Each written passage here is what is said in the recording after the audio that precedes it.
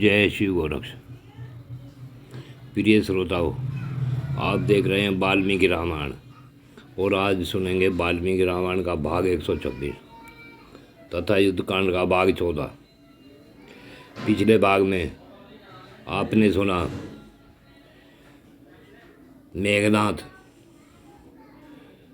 अपनी हताशा को छिपाने के लिए वह वहाँ से युद्ध भूमि से बाहर निकल गया और अपनी कुलदेवी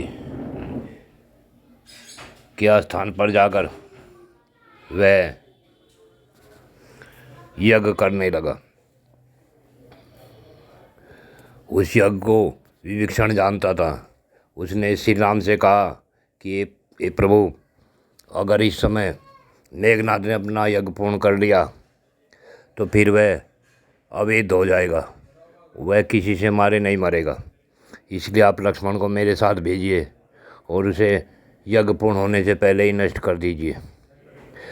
लक्ष्मण हनुमान, सुग्रीव, जामवंत आदि अंगद वानरों को साथ ले और विभीषण को साथ ले उसी स्थान पर पहुंच गया जहां वह राक्षस यज्ञ कर रहा था।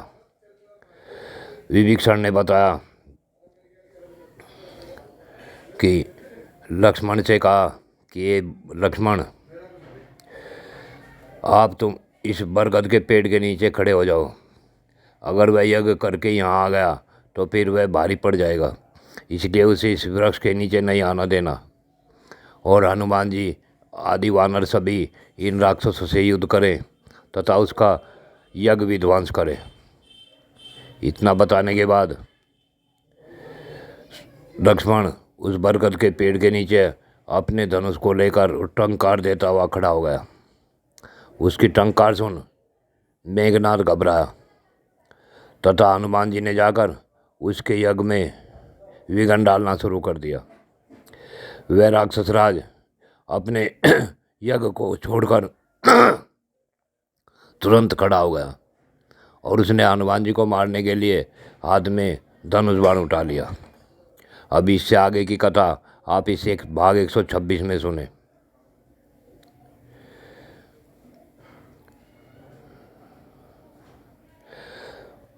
विभीषण ने लक्ष्मण से कहा कि ये लक्ष्मण, वह यहाँ आकर भूतों को बलि देता है और उसके पश्चात वह ऐतरस हो जाता है और उत्तम बाणों से शत्रुओं को मारता तथा बांध लेता है। अतः जब तक यह इस बरगद के नीचे आए उसके पहले आप अपने तेजस्वी बाण द्वारा इस बलवान रावण कुमार को रथ, घोड़े और सारथी सहित नष्ट कर दीजिए। तब बहुत अच्छा कहकर मित्रों का आनंद बढ़ाने वाले सुमित्रा कुमार लक्ष्मण ने अपने विचित्र धनुष की टंकार करते हुए वहाँ खड़े हो गए। तब माँ तेजस्वी लक्ष्मण ने पराजित न होने वाले पुलस्त कुलनंदन इंद्रजीत से कहा, राक्षस कुमार, मैं तुम्हें युद्ध के लिए ललकारता हूँ। तुम अच्छी तरह संभल कर मेरे साथ युद्ध करो। लक्ष्मण के ऐसा कहने पर रावण कुमार ने वहाँ विभीषण को उपस्थित देख कठोर शब्दों में कहा, राक्षस, यही तुम्हारा जन्म हुआ और यहीं बढ़कर तुम इतने बड़े हुए। तुम मेरे पिता के सगे भाई हो और मेरे चाचा भी हो, फिर तुम अपने पुत्र से यानी मुझसे क्यों द्रोह करते हो? अपने भतीजे से के ऐसा कहने पर विभीषण ने उत्तर दिया, जान पड़ता है तुझे मेरे स्वभाव का पता ही नहीं है। पराये धन का अपहरण, पर स्त्री के साथ संसर्ग और अपने हितैषी सुहृदों पर अधिक शंका, अविश्वास, ये 3 दोष विनाशकारी बताए गए हैं। इन्हीं दोषों के कारण मैंने अपने भाई एवं तेरे पिता का त्याग किया है। अब न तो यह लंकापुरी रहेगी और न तू रहेगा और न तेरे पिता ही रह पाएंगे। लक्ष्मण का तिरस्कार करके तू जीवित नहीं रह सकता। अतः इस नरदेव लक्ष्मण के साथ रणभूमि में युद्ध कर। यहाँ मारा जाकर तू यमलोक में पहुँचेगा और देवताओं का कार्य करेगा तथा उन्हें संतुष्ट करेगा। विभीषण की यह बात सुन रावण कुमार क्रोध से मूर्छित सा हो उठा। देखते ही देखते वह अत्यंत रोष से भर गया और विभीषण से सुमित्रा कुमार तथा वानर सिंहों से कहा, शत्रुओं, जैसे आग रुई के ढेर को जला देती है, उसी प्रकार इस विशाल धनुष से छूटे हुए मेरे बाण आज तुम्हारे शरीरों की धज्जियां उड़ा देंगे। लक्ष्मण, उस दिन युद्ध भूमि में मैंने वज्र और अश्विनी के समान तेजस्वी बाण द्वारा जो पहले तुम दोनों भाइयों को रणभूमि में सुला दिया था और तुम लोग अपने अग्रगामी सैनिकों सहित मूर्छित होकर पड़े थे, मैं समझता हूँ उसका इस समय तुम्हें स्मरण नहीं हो रहा है। राक्षसराज के बेटे की गर्जना सुन लक्ष्मण कुपित हो उठे। उनके मुख पर भय का कोई चिन्ह नहीं था। वे उस विवेक रावण कुमार से बोले, उस दिन संग्राम में अपने को छिपाकर तुमने जिसका आश्रय लिया था वह चोरों का मार्ग है। वीर पुरुष उसका सेवन नहीं करते। राक्षस, इस समय मैं तुम्हारे बाणों के मार्ग में आकर खड़ा हूँ, आज तुम अपना वह तेज दिखाओ। लक्ष्मण के ऐसा कहने पर इंद्रजीत ने अपने भयंकर धनुष को दृढ़तापूर्वक पकड़कर पहने बाणों की वृष्टि आरंभ कर दी। इंद्रजीत अपना ये पराक्रम देख लक्ष्मण के पास जा बड़े जोर से गर्जना करके यूँ बोला, लक्ष्मण, मेरे धनुष से छूटे हुए तेज धार वाले पंखधारी बाण शत्रु के जीवन का अंत कर देने वाले हैं, या तुम्हारे प्राण लेकर ही रहेंगे। लक्ष्मण ने कुपित होकर यह युक्त उत्तर दिया, नरभक्षी राक्षस, तू देख लेना। ऐसा कहकर लक्ष्मण ने उस राक्षस की छाती में बड़े वेग से 5 नाराज मारे, जो धनुष को कान तक खींचकर छोड़े गए थे। लक्ष्मण के बाणों से आहत होकर इंद्रजीत रोष से आग बबूला उठा। उसने अच्छी तरह चलाए हुए 3 बाणों से लक्ष्मण को भी घायल करके बदला चुकाया। तदंतर दशरथ नंदन लक्ष्मण ने कुपित हुए सर्प की भांति लंबी सांस खींचते हुए अपने धनुष पर अनेक बाण रखे और उन सबको राक्षसराज पर चलाया। उनके धनुष की डोरी से प्रकट होने वाली टंकार ध्वनि सुनकर इंद्रजीत का मुंह उदास हो गया और वह चुपचाप लक्ष्मण की ओर देखने लगा। इंद्रजीत का मुंह उदास देखकर विभीषण ने युद्ध में लगे हुए सुमित्रा कुमार से कहा, माँ बाबू, इस समय रावण पुत्र इंद्रजीत में मुझे जो लक्षण दिखाई दे रहे हैं उनसे जान पड़ता है कि निसंदेह उसका उत्साह भंग हो गया है, अतः आप इसके वध के लिए शीघ्रता करें।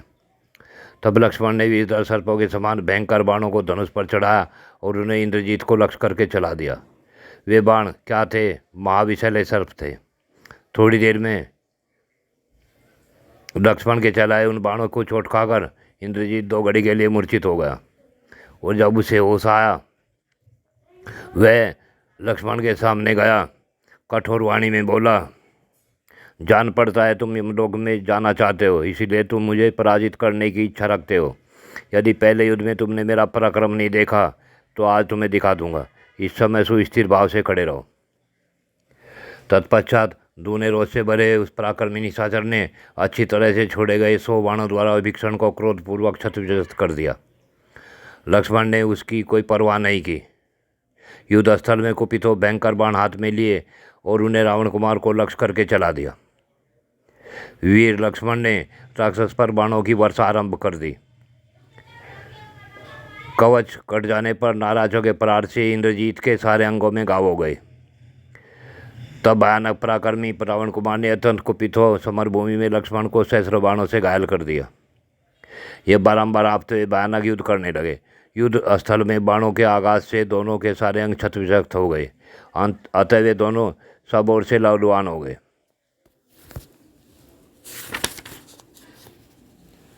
एक दूसरे को जीतने की इच्छा से इंद्रजीत और लक्ष्मण रह रहकर बारंबार भयंकर मारकाट मचाते थे।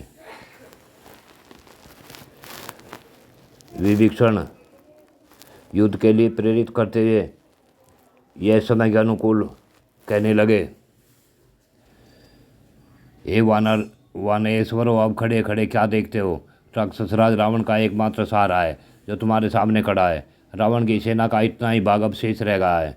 इस युद्ध के मुहाने पर इस पापी राक्षस इंद्रजीत के मारे जाने पर रावण को छोड़कर उसकी सारी सेना को मरी हुई ही समझो। जब मैं स्वयं मारने के लिए इस पर हथियार चलाना चाहता हूँ उस समय आंसू मेरी दृष्टि बंद कर देते हैं।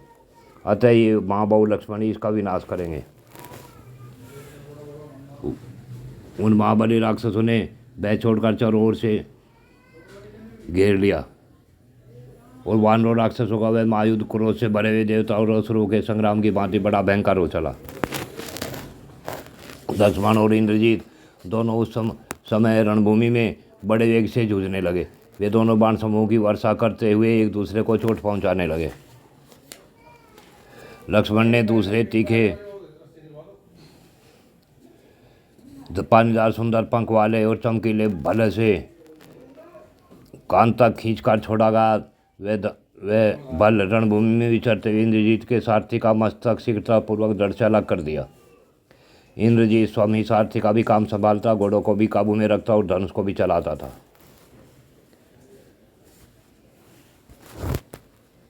इंद्रजीत जब घोड़ों को रोकने के लिए हाथ बढ़ाता तब लक्ष्मण उसे तीखे बाणों से बेंधने लगते और जब वह युद्ध के लिए धनुष उठाता तब उसके घोड़ों पर बाणों का प्रहार करते थे। समरभूमि में सारथी को मारा गया देख रावण कुमार ने युद्ध विषयक उत्साह त्याग दिया। वह विषाद में डूब गया।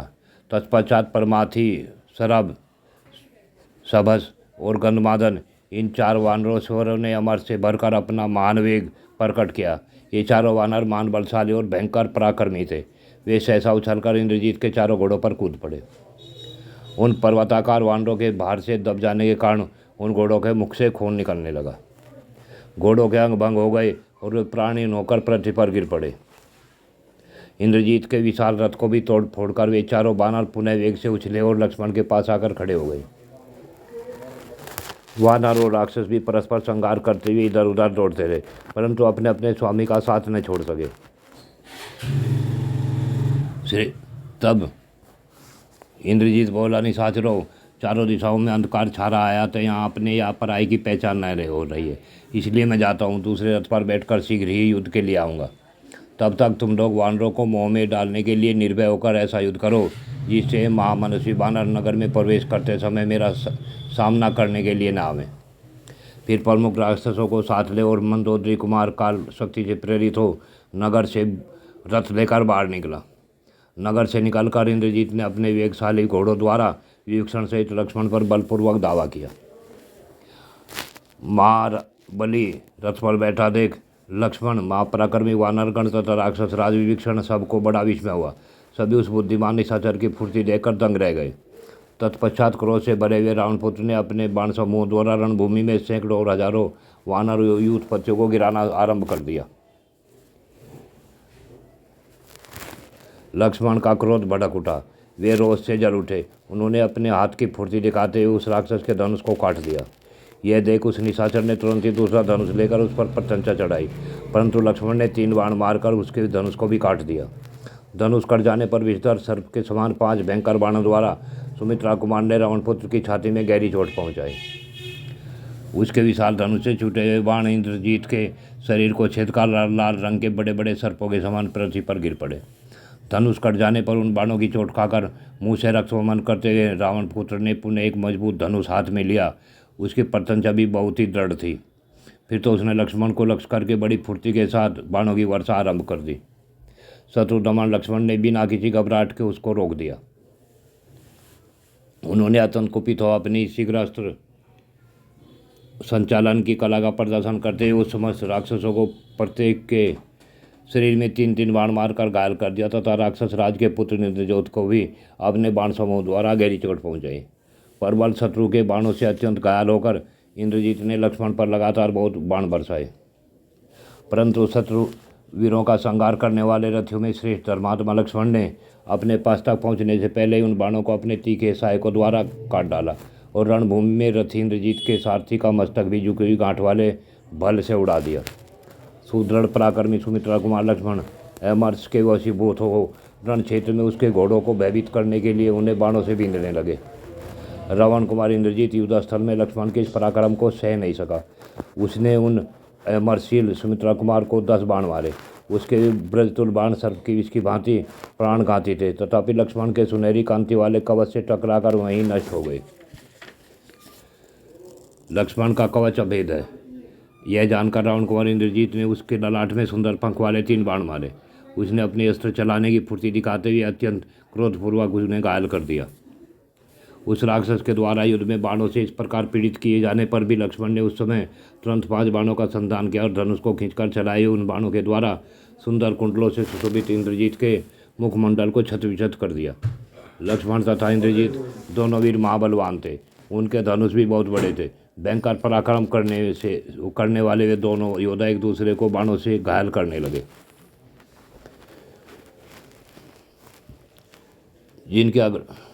इससे माते जो विभीषण को उस पर बड़ा क्रोध आया और उन्होंने अपनी गदा से उस दुरात्मा रावण कुमार के चारों घोड़ों को मार डाला, जिसका सारथी पहले ही मारा जा चुका था और अब घोड़े भी मार डाले गए।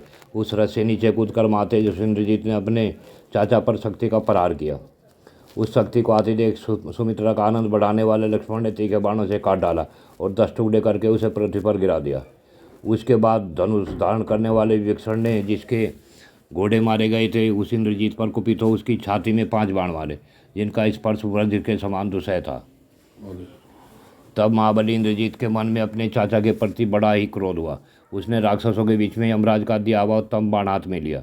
उस मान बाण को इंद्रजीत के द्वारा धनुष पर रखा देख भयानक पराक्रम करने वाले लक्ष्मण ने भी दूसरा बाण उठाया। उस बाण की शिक्षा महात्मा कुबेर ने स्वप्न में प्रकट होकर उन्हें दी थी। वह बाण इंद्र आदि देवताओं तथा असुरों के लिए भी असह्य और दुर्जय था। दोनों के बाण एक साथ ही धनुष से छूटे और अपनी प्रभा के आकाश को प्रकाशित करने लगे। दोनों के मुख भाग बड़े वेग से आपस में टकरा गए। वे दोनों बाण 2 महान ग्रहों की भांति आपस में टकराकर सैकड़ों टुकड़े हो संग्राम भूमि में गिर पड़े। सुमित्रा कुमार लक्ष्मण ने कुपित होकर वरुणास्त्र उठाया। साथ ही उस रणभूमि में खड़े हुए इंद्रजीत ने रौद्रास्त्र उठाया और उसे वरुणास्त्र के प्रतिकार के लिए छोड़ दिया। उस रौद्रास्त्र से आहत होकर लक्ष्मण का अत्यंत अद्भुत वरुणास्त्र शांत हो गया। माँ तेजस्वी इंद्रजीत ने कुपित होकर दीप्तिमान आग्नेयास्त्र का संधान किया, परंतु वीर लक्ष्मण ने सूर्यास्त्र के प्रयोग से उसे शांत कर दिया। अपने अस्त्र को प्रत्यारवा देख रावण कुमार इंद्रजीत अतिष्ठा हो गया। उसने आसुर नामक शत्रुनाशक तीखे बाण का प्रयोग किया। फिर तो उसके उस धनुष के चमकते हुए गदा खड्ग आदि फर से निकलने लगे। रणभूमि में उस भयंकर उसारास्त्र को प्रकट हुआ देख लक्ष्मण ने संपूर्ण अस्त्र शस्त्रों को विदीर्ण करने वाले महिषासुर का प्रयोग किया। महेश्वर अस्त्र का प्रयोग किया, जिसका समस्त प्राणी मिलकर भी निवारण नहीं कर सकते थे। उस महिषासुर अस्त्र के द्वारा उन्होंने उस असुरास्त्र को नष्ट कर दिया। धनुष के छूटते ही इंद्रास्त्र ने जगमगाते कुंडलों से युक्त इंद्रजीत के सिरासन सहित दीप्तिमान मस्तक को धड़ से काटकर धरती पर गिरा दिया। इस प्रकार मारा जाकर कवच फिर सिर और सिरास्त्र सहित रावण कुमार धराशायी हो गया। उसका धनुष दूर जा गिरा। वानरों द्वारा मारे जाते हुए राक्षस अपनी सुध बुध खो बैठे और अस्त्रों को छोड़कर तेजी से भागते हुए लंका की ओर चले गए। उस समय अपनी पूंछ को हिलाते और फटकारते हुए वानर वीर लक्ष्मण की जय हो यह नारा लगाते हुए चले।